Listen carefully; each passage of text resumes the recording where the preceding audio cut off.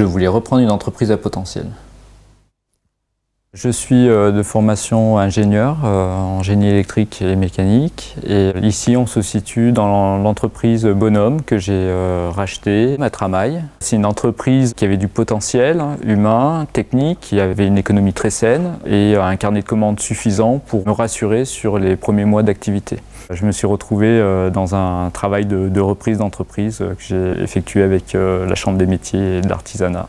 On a abordé d'abord l'équilibre vie privée, vie professionnelle. Comme j'étais ingénieur, il fallait vérifier que mes motivations étaient sincères, je pense, pour reprendre une entreprise artisanale. Et puis à partir de là, on a planté le décor et puis on a mis en place un plan de financement et on a étudié les aides auxquelles je pouvais prétendre, les statuts de l'entreprise, la fiscalité, l'expertise qui avait été la plus demandée dans cette transmission, c'était celle de l'avocat d'affaires qui devait faire un montage assez compliqué. Pour optimiser cette faisabilité, parce que c'est une entreprise très saine, tellement saine, qui nous aurait créé un gros endettement sans passer par une étape qui est très technique, mais que seul un avocat pouvait effectivement nous amener. Cette étape a été une réduction de capital pour pouvoir faire en sorte que la trésorerie de l'entreprise puisse elle-même payer, j'ai envie de dire, l'actif déployé par cette entreprise au cédant.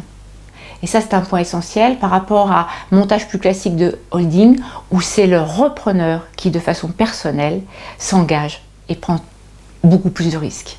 On se réalise en réalisant ces projets et je pense qu'il ne faut pas hésiter. Transentreprise, un dispositif des chambres de commerce et d'industrie et des chambres de métiers de l'artisanat de Bourgogne-Franche-Comté en partenariat avec les professionnels de la transmission reprise.